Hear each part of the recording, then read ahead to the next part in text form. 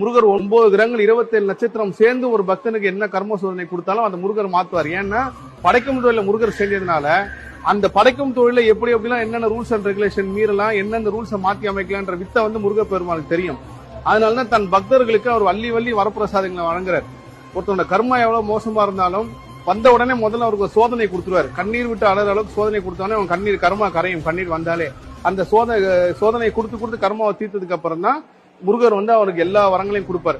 அதுல இந்த இடம் குறிப்பா என்னன்னா, படைக்கும் தொழில முருகர் சிறுவாபுரியில இருந்து செய்யறாரு.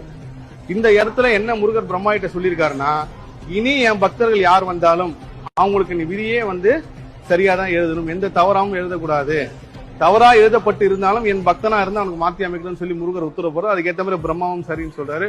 அப்பேற்பட்ட புனித வாய்ந்த ஸ்தலம் இது. இதை பாத்தீங்கன்னா ஒரு பெரிய தேசம்னா ஆந்திரா மக்கள், நான் எல்லா பேட்டையும் சொல்ல, உலக தலைவனே முருகர் தான். உலகம் முழுதும் முருகர் வழிபாடு இருந்திருக்கு. செவ்வாய் கிரகத்துல முருகர் வழிபாடு இருந்திருக்கு. உலகம் ஃபுல்லா முருகனை கும்பிட்டுருக்காங்க. இந்தியர்கள் மிகப்பெரிய அளவு முருகர் வழிபாடு பண்ணிருக்காங்க ஒரு காலகட்டத்துல. தமிழ் கடவுள் முருகன் நம்மளுக்கு அவர் முருகன்